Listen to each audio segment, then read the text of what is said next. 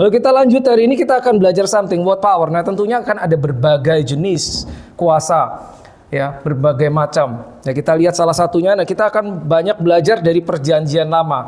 Kalau saudara buka Alkitab saudara, ya, saya rasa ada yang dari Sunday School pun tahu, jika ada seseorang di dalam Alkitab yang ditanda kutip diberi kepercayaan untuk menghandle power, kuasa begitu besar, orang itu adalah Musa. Orang itu adalah Musa. Ya, tentunya kita lihat mujizat-mujizat yang dilakukan Tuhan melalui ministrinya dia itu sangat luar biasa. Nah, kita akan lihat salah satunya hari ini. Nah, siapakah orang itu sebetulnya? Ya. Nah, mari kita buka di Keluaran, dari kitab Keluaran pasal yang ketiga. Nah, ini cukup panjang ya. Cukup panjang. Jadi saya akan baca, ini versi bahasa Indonesia saja. Silakan saudara ikuti dengan versi saudara. Ya, Keluaran pasal ketiga. Untuk memberikan sedikit background sehingga kita tahu orang ini macam apa. So what kind of person ya, this Moses ini, orang macam apa, mengapa Tuhan pilih dia, dan seterusnya. Ya, banyak detailnya nanti yang akan kita pelajari. Alright, Keluaran pasal 3 ayat 2 sampai 6. Oke, lalu malaikat Tuhan menampakkan diri kepadanya di dalam nyala api yang keluar dari semak duri. Kita tahu ceritanya ya, pada saat Musa melihat semak duri yang terbakar tersebut. Lalu ia melihat dan tampaklah semak duri itu menyala tetapi tidak dimakan api. Ayat 3. Musa berkata, baiklah aku menyimpang ke sana untuk memeriksa penglihatan yang hebat itu. Mengapakah tidak terbakar semak duri itu? Ayat 4. Ketika dilihat Tuhan bahwa Musa menyimpang untuk memeriksanya, berserulah Allah dari tengah-tengah semak duri itu kepadanya, Musa, Musa, dan ia menjawab, Yes Lord. Ya, perhatikan baik-baik. Tuhan berseru kepada Musa setelah Musa merespons.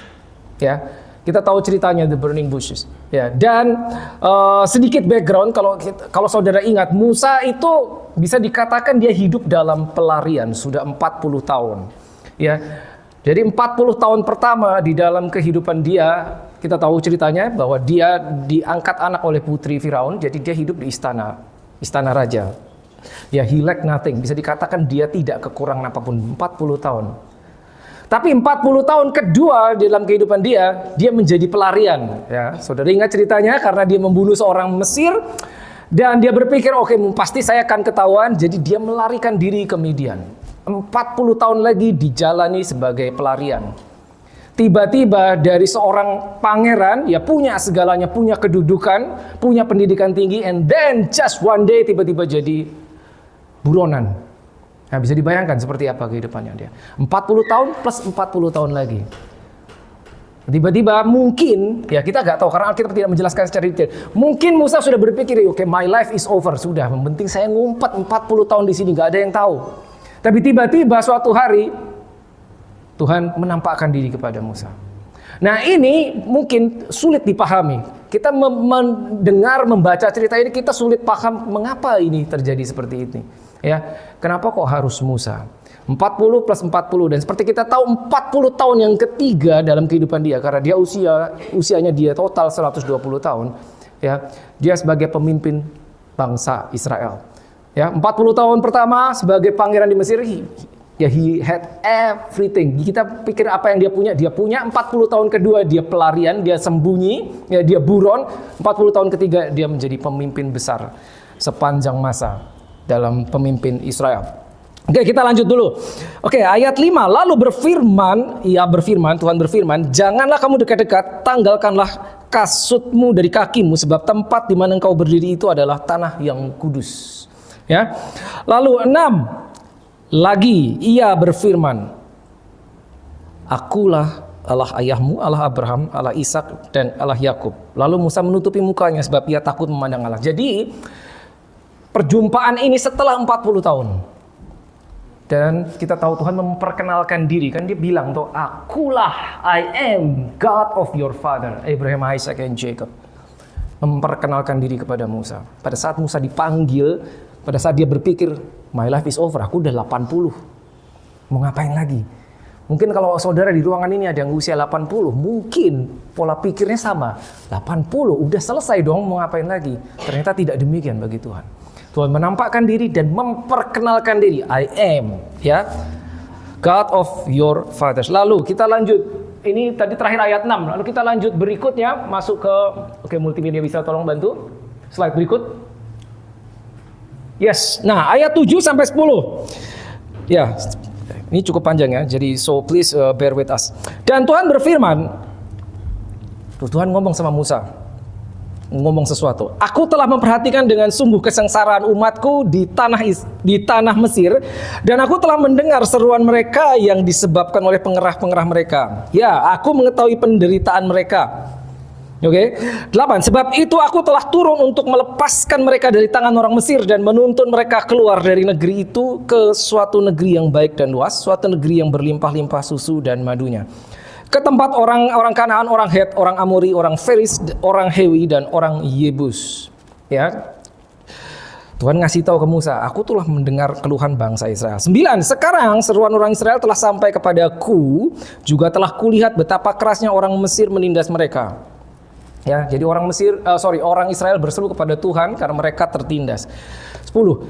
Jadi sekarang pergilah, ini nggak enak. Sekarang pergilah, aku mengutus engkau kepada Firaun untuk membawa umatku orang Israel keluar dari Mesir. Stop dulu, wait sebentar. Sampai titik ini Musa mungkin bisa berkata kepada Tuhan, sebentar Tuhan, apakah engkau tidak ingat alasanku pergi dari Mesir? Bukankah aku melarikan diri dari Mesir? Kenapa engkau menyuruh aku kembali ke Mesir? Bukankah itu sama dengan menyerahkan diri, menyerahkan kepalaku kepada orang yang ingin menangkap aku? Nggak masuk akal toh? Nomor 1. Nomor 2. Bentar, kita lanjut dulu ya. 11. Tetapi Musa berkata kepada Allah, siapakah aku ini? Maka aku yang akan menghadap Firaun dan membawa orang Israel keluar dari Mesir. Jadi pada saat Tuhan mengutus Musa, apakah Musa bersuka cita? Yes, aku diutus Tuhan. No, tidak. Mungkin kalau kita berada di posisi Musa, mungkin kita akan melakukan hal yang sama. Lord, are you kidding me? I'm already 80. Bukankah saya sudah terlalu tua, Tuhan? 80 tahun, banyak anak muda. Kenapa engkau datang kepada aku dan mengutus aku tiba-tiba? Bukankah aku sedang dalam pelarian dari Mesir? Kenapa kau suruh aku balik ke Mesir? Sulit dipahami. Jadi Musa bukan senang diutus, enggak. Dia berusaha menghindar. Ya. Mengapa Musa? Sekali lagi, mungkin Musa adalah orang yang paling tahu tentang Mesir karena dia dibesarkan 40 tahun di Mesir. Sebentar, orang Israel di Mesir itu berapa jumlahnya yang mau dibebaskan? Tadi Tuhan bilang, aku telah mendengar teriakan mereka, aku membebaskan mereka. Jumlahnya itu jutaan, mungkin sekitar 2,5 juta, bisa sampai 3 juta. Pikir baik-baik saudara, kalau Tuhan mau membebaskan 2,5 juta sampai 3 juta orang, mengapa ia tidak menyuruh atau mengirim satu pasukan tentara yang besar? Mengapa dia datang kepada satu orang tanda kutip yang sudah pensiun dan tanda kutip sudah terlalu tua? Come on, 80 tahun, kenapa nggak yang 40 tahun? Di sini banyak yang umurnya baru 40-an, nah mestinya yang itu tuh yang diutus. Kenapa yang dipilih yang 80 tahun? Udah gitu dalam pelarian, lagi ngumpet. Dan untuk membebaskan 2,5 juta orang, dia cuman panggil satu orang. Bagaimana kita bisa memahami pola pikir Tuhan? Satu orang saja, one man. Sulit dipahami. Dan seakan-akan Tuhan lupa alasannya Musa lari dari Mesir, kenapa? Seakan-akan dia lupa. Nah, ini yang sulit kita pahami. Dan satu lagi, apa yang kita pelajari? Pada saat Tuhan mau mengutus seseorang, dia nggak tanya, kamu mau nggak aku utus? No, nggak ada toh. Musa, I need you. Maukah engkau? Apa ada kayak gitu? Nggak ada. Langsung ngomong. Langsung, aku mengutus engkau, pergilah. Ya tentunya Musa berusaha mengelak, dia mungkin bernegosiasi atau apalah namanya. Boleh ke slide, ya ini dia. Ayat 12, lalu firman-Nya, bukankah aku akan menyertai engkau? Stop dulu. Lihat, pertanyaan Musa terakhir, siapakah aku Tuhan sehingga engkau mengutus aku? Harusnya jawabannya dari pertanyaan siapakah aku, harusnya Tuhan ngomong gini dong, engkau adalah, betul kan? Karena dia nanya siapakah aku, tapi jawabannya begini, bukankah aku menyertai engkau? Tahukah saudara, kalau saudara baca di Alkitab, seringkali pada saat seseorang bertanya kepada Tuhan, jawaban Tuhan kayaknya tanda kutip, kayaknya nggak nyambung. Dan seringkali dia menjawab pertanyaan dengan sebuah pertanyaan lain. Bukankah aku menyertai engkau?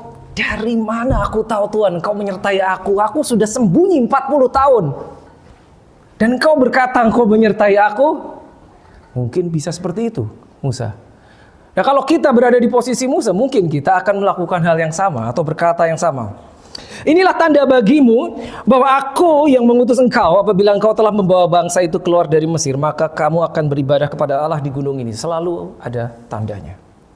Oke, 13. Lalu Musa berkata kepada Allah, tetapi apabila aku mendapatkan orang Israel dan berkata kepada mereka, Allah nenek moyangmu telah mengutus aku kepadamu, dan mereka bertanya kepada aku, what about his name? Bagaimana dengan namanya? Apakah yang harus ku jawab kepada mereka? Ini aneh, karena tadi Tuhan sudah memperkenalkan diri. Ingat kan di ayat 6? I am the Lord, the God of your fathers, the God of Abraham, Isaac, and Jacob. Kenapa dia nanya lagi? Siapakah namamu? Let's go deeper. Let's go deeper. 14. Firman Allah kepada Musa, aku adalah aku. Ya, kalau saudara buka di versi bahasa Inggris, good. I am that I am. Ini juga aneh jawabannya ini.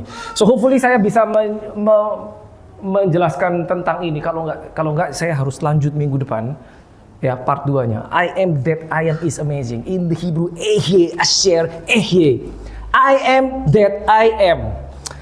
Dia memberikan nama kepada Musa yang secara grammar is incorrect. I am that I am. Kenapa? Karena Musa berkata nanti kalau aku sampai sana mereka tanya siapa namamu, harusnya bukan I am that I am, karena it's still in the future. Come on. Did you get that? Tapi I am that I am. Lagi firmannya, beginilah kau katakan kepada orang Israel itu, aku telah mengutus aku kepadamu. Complicated kelihatannya.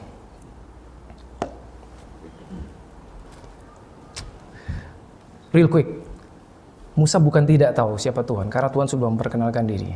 Tapi yang ada satu hal yang Musa tahu, yang banyak orang tidak tahu. Pada saat Tuhan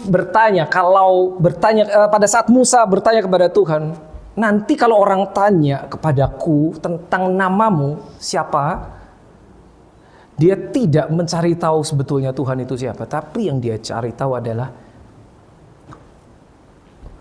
ordination, pengutusan. Itu yang dia cari. Itu yang dia cari.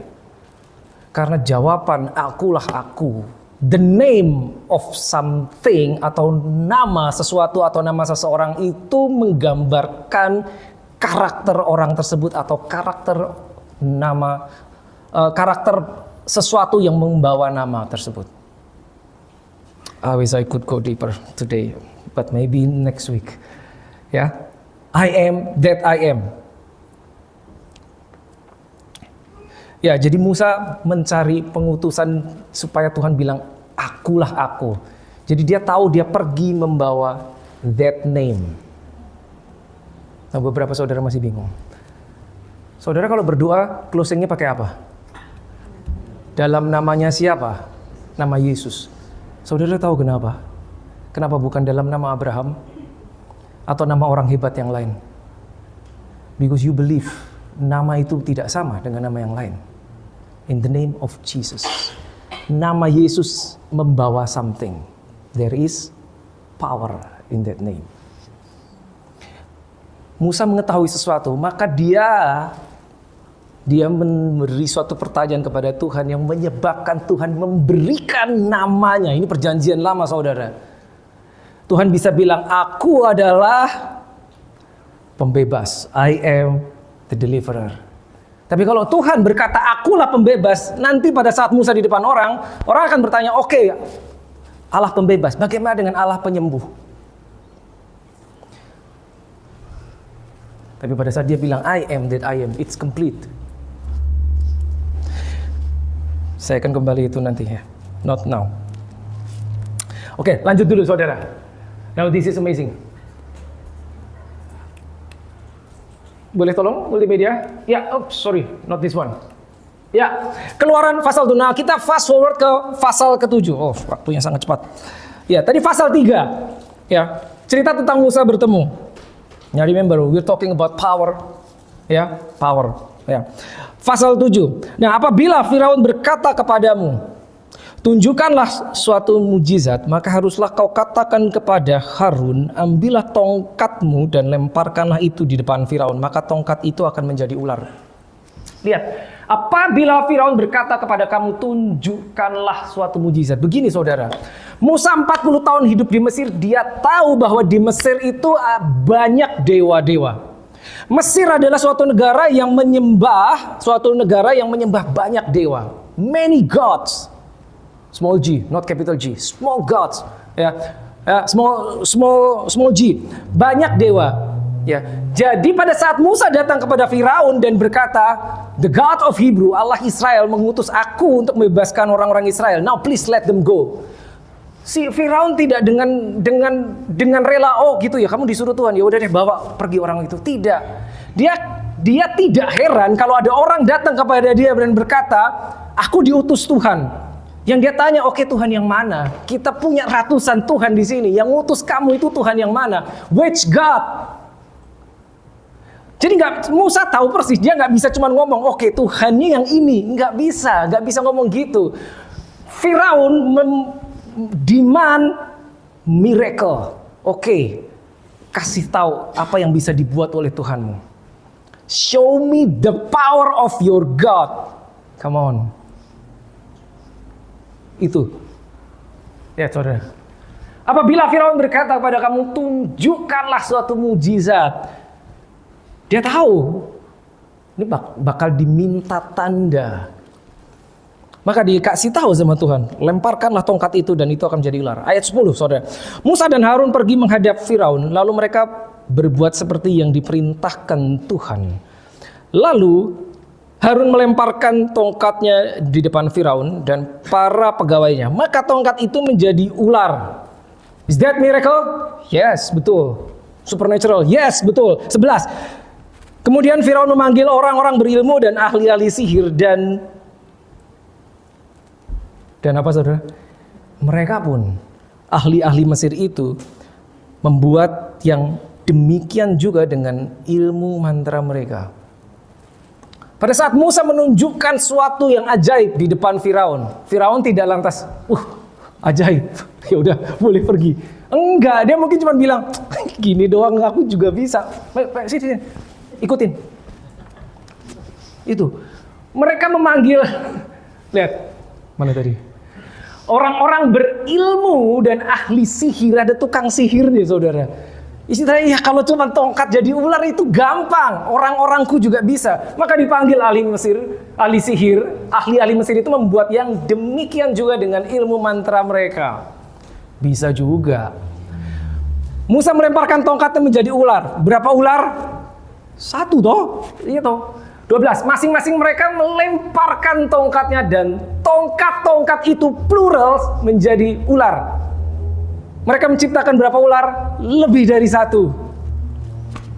Are you with me? Lihat.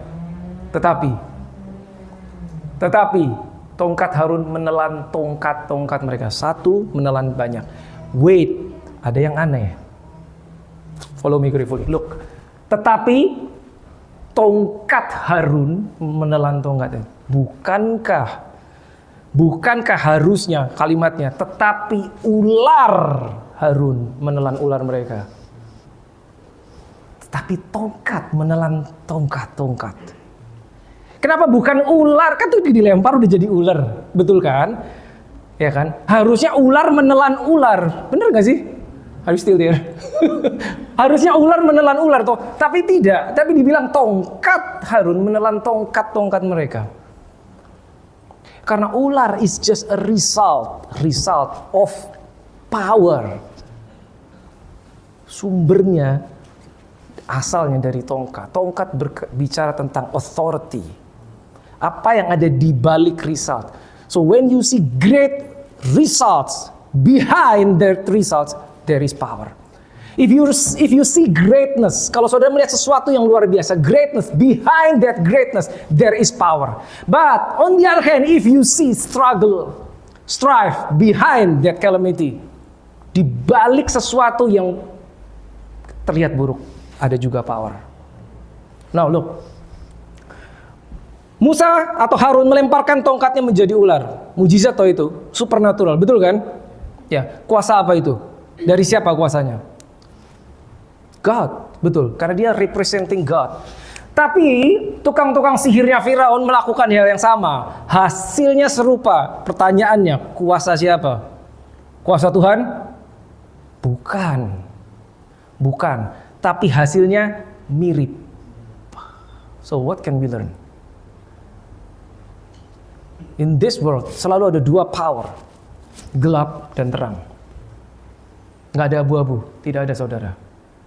Gelap dan terang. Selalu dua saudara. Selalu dua. Dan yang kita harus ingat, ternyata yang gelap bisa membuat mujizat juga. Halo. Bisa juga. Dari mana pada saat kita melihat mujizat, if we only see results, dari mana kita tahu itu dari terang atau dari gelap? Hasilnya mirip. Sumbernya berbeda. So what we learn? Pada saat kita datang, apapun, kemanapun saudara, dimanapun saudara di marketplace, you need power. Yes, definitely you need power. Oh enggak, saya tidak bekerja di bidang ministry. No, you need power. You are in the marketplace, you need power. Karena saudara tidak tahu tempat yang saudara datangi itu sudah ada powernya apa di baliknya. You don't know that. Like I said, if you see greatness, there's power behind it. If you see darkness, there is power behind it. Musa datang ke Mesir. Mesir banyak dewa-dewa, masing-masing dewa. Gini, saudara tahu berapa tulah Tuhan harus bikin untuk membebaskan bangsa Israel keluar dari Mesir? Come on, berapa? 10 toh? 10. Kenapa harus 10? Bukankah terlalu mudah buat God himself untuk cuman membebaskan seluruh bangsa Israel keluar? Sekali aja cukup harusnya. Tulah 1 bebas, selesai harusnya. Kenapa dia harus 10? Dan kenapa harus pakai tulah? Gitu loh. Tadi seperti saya udah jelaskan, orang Mesir tahu, Firaun tahu karena banyak dewa di antara mereka. Ada salah satunya dewa matahari. Ya, yang dipercaya itu mengendalikan matahari. Ada salah satu dewa, jenis dewa yang dipercaya mengendalikan sungai Nil yang besar di Mesir, ya, yang dipercaya sebagai sumber kehidupan karena sumber air bukan cuma sumber air, sumber kehidupan. Itu ada dewanya. Ada dewa kesuburan yang bentuknya kepalanya seperti katak. Sehingga saudara tahu pada saat tiba-tiba ada tulah yang berupa katak lompat berkeliaran, berkeriapan, it's the hand of God yang menunjukkan I am bigger than your God. My God. Haleluya. Kenapa Tuhan harus membuat satu tulah yang gelap gulita? Saudara tahu kan ada satu tulah yang gelap gulita. Bukan cuman kayak ini gelap gulita. If you read your Bible, gelap gulitanya bukan kayak mati listrik. Enggak. Bukan kayak mati lampu, mati listrik gelap. No. It's tangible. Karena Alkitab mencatat sampai they can feel the darkness. Gelap yang kayak apa sampai bisa dirasain? Gelap yang bisa dirasakan. That is not normal gelap. Itu supernatural darkness. Gelap. Gelap sampai bisa dirasakan. Harus dibuat seperti itu. Karena Tuhan, God of Israel, dia harus menunjukkan I am bigger than your God, yang katamu itu mengendalikan mengendalikan matahari. I shut down the sun for you. My God. Jadi Tuhan, pola pikirnya saudara lihat ya. Dia bisa membebaskan bangsa Israel gampang. Apa? Tapi tidak demikian. Enggak, saya harus jungkir balikan dulu ilah-ilah apa yang ada di situ, so that they know that there is God in Israel. My Lord. Seperti itu. Jadi kita tahu kenapa kok seperti itu. Kenapa kok katak keluyuran muncul gitu. Kenapa gelap. Kenapa harus air jadi darah. Apa yang mereka bangga-banggakan sebagai sumber, dia acak-acak. Dia acak-acak. Sampai yang terakhir kita tahu. Kematian anak sulung. Baru itu dilepaskan. Saudara ingat ya cerita itu. So to deliver his people, God himself needs power. Tapi mungkin masih bingung, masih belum menjelaskan mengapa dia harus kirim Musa. Bukankah lebih mudah mengirimkan pasukan malaikat? Betul kan? One single angel, satu malaikat. Kalau saudara baca di Tawarik dan baca di Yesaya, satu malaikat menghabisi 185.000 pasukan musuh. One single angel. 185.000 habis oleh satu malaikat saja. Nah kalau cuma untuk membebaskan 3 juta, bukankah lebih mudah kalau Tuhan mengirimkan malaikat? Tapi yang satu kita mesti tahu, pada saat dia mau melakukan sesuatu di bumi, saya sering share ini, dia perlu orang bumi. Pada saat dia mau melakukan sesuatu, membebaskan umatnya, dia perlu human vessel. Gitu. Jadi pada saat ini tiba-tiba jika sesuatu Tuhan datang dan berbicara kepadamu saudara dan bilang I need you. Oh karambashikanta karashir. That is possible. Yes, he needs you. Okay, tell to your neighbor. Katakan sebelah saudara. He needs you. Come on, tell it like you mean it. Jawaban kita bisa beda-beda. Mungkin kita bisa enggak, Tuhan jangan aku kayak Musa, jangan aku Tuhan. Aku udah terlalu tua atau aku masih terlalu muda. Aku tidak berpengalaman. Tahukah saudara bahwa Musa juga mengelak demikian, Tuhan aku nggak pinter ngomong. Ya, saya nggak bawa detail. Aku nggak pinter ngomong. Tuhan akhirnya itu ada Harun saudaramu, dia bisa ngomong. Dia pinter ngomong. Makanya dikasih Harun sama Musa. Sampai Tuhan bilang, aku membuat engkau menjadi seperti God. I will make you like God for Pharaoh. And Aaron will be your prophet. This is something serious. This is something big. Ya, power versus power. Ini yang terjadi. Banyak dewa-dewa, banyak ilah di Mesir kita tahu. Terlihat atau tidak terlihat nggak masalah, ada. Nah, tapi begitu Musa datang, jadi gini, dewa-dewa apapun di Mesir, ya. Mereka itu tanda kutip, mereka memiliki power juga. Ya kita udah tahu kan tadi tongkat bisa jadi ular juga toh. Ya, cuman gelap, sumbernya gelap. Mereka memiliki power juga. Ya. Tiba-tiba satu orang, bukan satu pasukan, satu orang bernama Musa datang cuman bawa tongkat, bahkan tidak bawa pedang, bawa tongkat, bukan tongkat emas, tongkat kayu. Tiba-tiba datang. Something in the spirit sudah mulai terjadi. Ya, nggak kelihatan memang. Tapi begitu Musa men-challenge, and then at that moment he activated those gods, small g. Gitu. Mereka sudah ada di situ ratusan tahun, mungkin ribuan tahun. Kayak nggak terusik. Tiba-tiba ada satu orang datang bawa tongkat, bukan cuma tongkat, backupnya adalah I am that I am. Maka itu terusik yang semua itu. Come on. That is power. Jadi kalau kita fast forward sekian ratus tahun ke depan, maka kita bisa paham bahwa mengapa pada saat Roh Kudus diturunkan atasmu, kalimatnya berkata, you shall receive power. My God. You shall receive power. Dan banyak di antara kita nggak tahu, I don't need power. Saya bekerja biasa di kantor. No, I don't need power. No, you do. You need power. You need power. This is real stuff, saudara. Oke, saya ambil contoh lain. Ini tadi contoh dari kisah Musa. Nah ini. Ini, saudara tahu cerita. Daud lawan Goliat. Nah ini semua Sunday School tahu. Daud lawan Goliat. Daud melawan Goliat, kita tahu menang Daud. Tapi kita tahu Daud menang melawan Goliat bukan karena dia ahli berperang. Oh, tidak.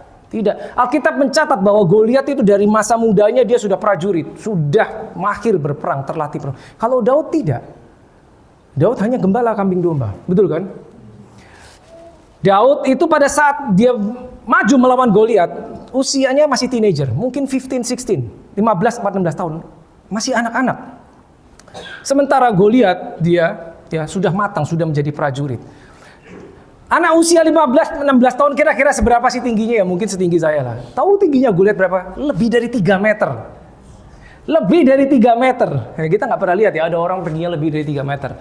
Ya, karena kita mencatat demikian. Secara fisik kita melihat bahwa that battle is not fair. Betul kan? Anak kecil lawan prajurit. Bersenjata lengkap, pakai perisai, pakai baju zirah. Ya kan, bawa pedang, bawa tombak. Yang ini cuman pakai ketepel. Now that's crazy. Macam mana, peperangan macam mana? Jika ada satu orang yang harusnya maju melawan Goliat, orang yang paling tinggi postur badannya di Israel adalah Saul. Jadi di dalam battle itu ada the anointed one, Daud, diurapi. Ada yang unanointed one, Goliat, badannya 3 meter lebih. Ada yang ex-anointed one, pernah diurapi, Saul. Ada 3, paling tidak 3 macam. Tapi kita tahu Daud maju melawan Goliat. Nah kita lihat, peperangan itu harusnya peperangan fisik. But let's go deeper. Lihat, kita baca. Ketika orang Filistin itu menunjukkan pandangannya ke arah Daud, orang Filistin itu maksudnya Goliat ya, serta melihat dia, dihinanya Daud itu karena ia masih muda, kemerah-merahan dan elok parasnya. 43. Orang Filistin itu berkata kepada Daud, anjingkah aku, maka engkau mendatangi aku dengan tongkat. Ya kan? Perhatikan kalimat berikutnya. This is dangerous statement, very dangerous. Lalu demi para allahnya orang Filistin, ia mengutuki Daud. Kenapa? This is dangerous statement. Karena peperangan itu harusnya peperangan fisik yang bisa dimenangkan oleh Goliat dengan mudah. Tapi dia melakukan sesuatu yang dia tidak sadar. Dia mengubahnya dari peperangan fisik menjadi peperangan spiritual dengan dia bawa-bawa ilahnya. Gitu. Lalu demi para allahnya orang Filistin itu ia mengutuki Daud. Titik ini, watch this, titik ini peperangan tidak lagi fisikal, peperangan menjadi spiritual. Coba kita lihat 45. Tetapi Daud berkata kepada orang Filistin itu, Daud tahu something. Engkau mendatangi aku dengan pedang dan tombak dan lembing, tetapi aku mendatangi engkau dengan nama Tuhan semesta alam. Allah segala barisan Israel yang kau tantang itu. Udah. Yang kelihatan di mata cuma anak kecil lawan raksasa. But that is power versus power. Power of God versus power of darkness. Tidak imbang tetap, tapi berbalik. Nggak mungkin yang gelap menang lawan yang terang. Daud tahu, Goliat nggak sadar. Dia mengucapkan sesuatu. So what is this? Apapun yang saudara hadapi, you can switch from natural to supernatural dengan cara melibatkan your God. Melibatkan your God. Ini kondisi ini itu yang dinamakan tadi yang dinyanyikan apa? God is fighting for us. Nah, ini dia. Karena ini sudah between antara ini para allahnya orang Filistin dan nama Tuhan semesta alam, Jehovah Sabaoth, God of Host. Udah, Nggak usah ditanya siapa yang menang, udah nggak bakal bisa yang itu yang gelap menang, nggak bakal bisa. Because this is power versus power. Jadi kita tahu Daud menang bukan karena dia ahli berperang. The battle is the Lord's. Allah yang berperang bagi kita, betul. Tapi jangan lupa, Daud tahu bahwa chance dia 0. Tapi karena yang berperang bukan dia, maka dia tahu chance dia 100%. 100%.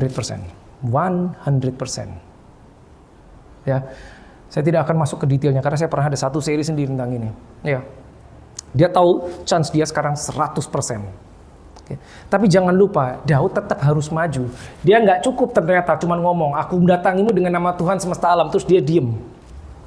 Tuhan, peperangan menjadi milikmu, aku diem. Engkau yang berperang, aku diem aja. Enggak toh, dia maju tetap toh. Tetap maju kan? Maju mendatangi musuhnya, tetap kan? Ya. Makanya tadi saya bilang bahwa pada saat Tuhan mau melakukan sesuatu, dia perlu manusia, dia perlu human vessel. Dia mau melakukan sesuatu di bumi, dia perlu orang bumi. Gitu loh. But di balik layar, the battle is the Lord. Itu yang kita harus tahu. Kita harus tahu. Ya, so we can switch the situation from natural to supernatural by invoking God. Nah, real quick. What power? Matius 10 ayat 1. Fast forward, perjanjian baru. Ini Yesus sekarang. Yesus memanggil ke-12 muridnya dan I love this. Dan memberi power, memberi kuasa kepada mereka untuk apa? Mengusir roh jahat dan untuk melenyapkan segala penyakit dan segala kelemahan. Kita lihat di King James-nya. Matius 10 ayat 1 ya, versi King James. And when he had called unto him his 12 disciples, he gave them, apa itu? Power against. Perhatikan baik-baik. Power against unclean spirits, to cast them out and to heal, berapa banyak? All manner of sickness and all manner of disease. Power against. Lukas 10 ayat 19. Ya, saya ambil bahasa Inggris karena bahasa Indonesia tidak 100% sama. Behold I give unto you, ini Yesus. Behold I give unto you power to tread on serpents and scorpions and over all the power of the enemy, and nothing itu berarti tidak ada. Nothing, not a single thing. Nothing shall by any means hurt you. Yang tadi Matius power against, yang ini Lukas power over. Power against, power over. Power against the enemy, power over enemy. Satu lagi, John 1:12. Yohanes 1 ayat 12, ini juga bahasa Inggris karena bahasa Indonesia tidak persis sama. But as many as received him, to them gave he power to become the sons of God, even to them that believe on his name. Power against, power over, power to become. Power to become. Ini perlu revelation untuk bisa memahami yang ini. Ya.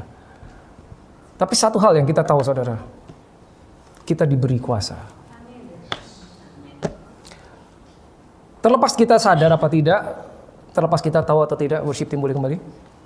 Kita diberi kuasa. Yang memberi adalah Tuhan sendiri karena Dia tahu bahwa kita akan membutuhkannya.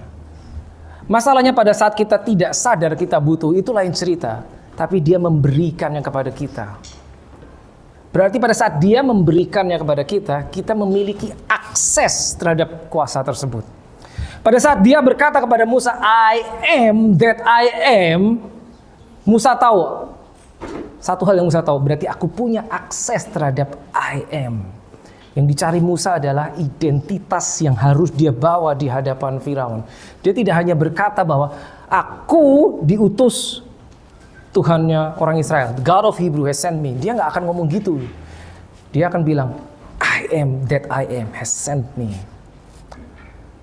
Musa tahu dia punya akses kepada power, kepada kuasa itu. Karena dia tahu dia akan menghadapi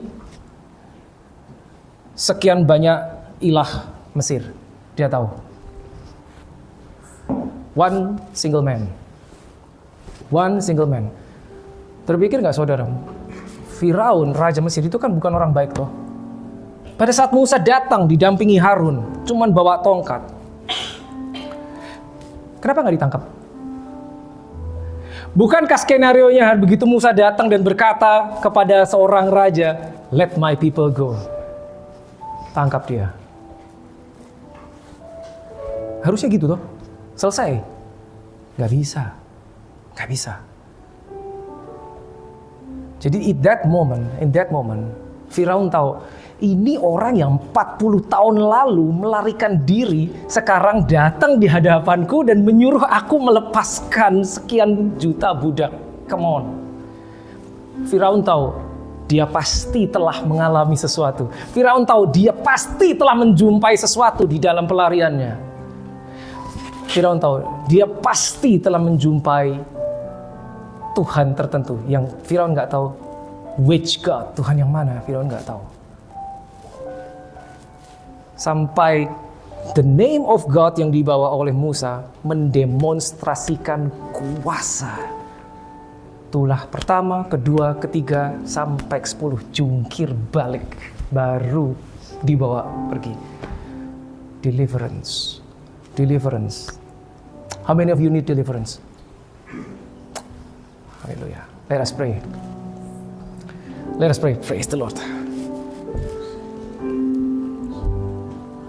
Bagi Dia segala pujian, hormat serta syukur. Come on. Kekal selamanya. Bagi Dia segala pujian, hormat serta syukur selama-lamanya. Come on, lift up your voice. Nyatakan.